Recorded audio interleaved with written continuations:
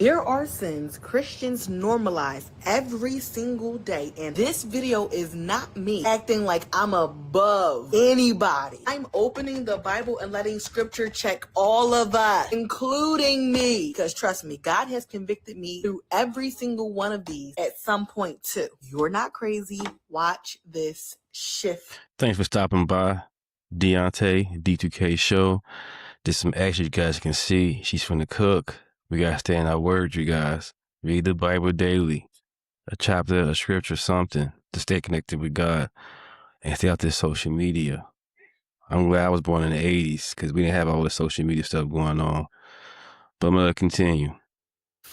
Because some sins are obvious. Most people know murdering, stealing, adultery are wrong. But then there are the sins people excuse because everybody does it. Coveting. And no, most people don't walk around saying, I covet. But it looks like scrolling someone else's life online, comparing constantly, becoming bitter towards your own life, always feeling dissatisfied because someone else has what you want. Hebrews chapter 13 verse 5 says, keep your life free from love of money and be content with what you have. Comparison quietly destroys gratitude. Next, little lies. Those little white lies. People say it wasn't that serious. It was just a little white lie. But lying becomes dangerous when dishonesty starts feeling normal, like lying to avoid accountability, lying to make yourself look better, lying because telling the truth is uncomfortable, or constantly exaggerating stories because it's going to bring you some kind of attention. Proverbs chapter 12 verse 22 says, lying lips are an abomination to the Lord.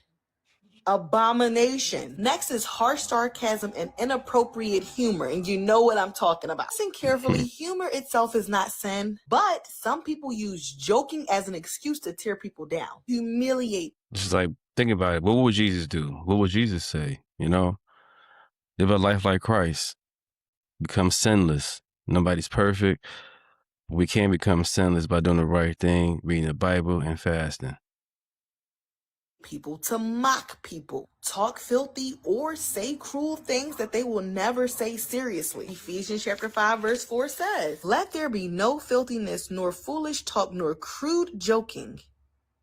That verse really hits harder today than people realize. Now we're going to jump into bitterness and unforgiveness. Unforgiveness can turn into bitterness. Why? Because when you don't forgive, you could replay that thing over and over again, and that will harvest or lead to bitterness. Ephesians. Yeah, miss out on your blessings.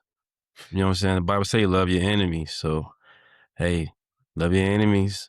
You know, forgive, but don't forget, you know, on the real. And, you know, most of all, God is in control. You put God in control, everything be much easy. And Satan going to test us all the time. And when Satan tests us, let's make God proud.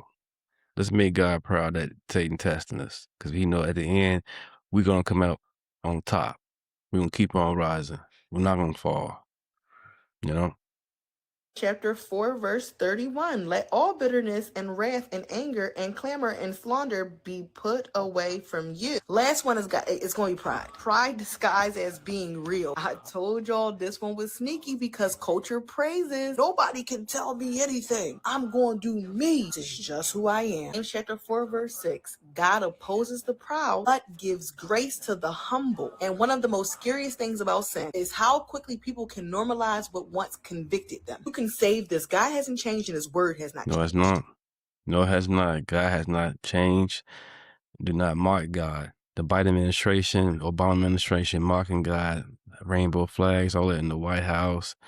Now they upset that we gonna have a fighting event going on at the White House, but you got pedophiles that's at the White House. My other channel is more political. I'm not gonna get political too much on this channel. It's more about motivation and mostly about God and spiritual, and staying prayed up and keeping God first because God's in control all the time. Thanks for stopping by. D2K Show. Name is Deontay. Like, share, and subscribe.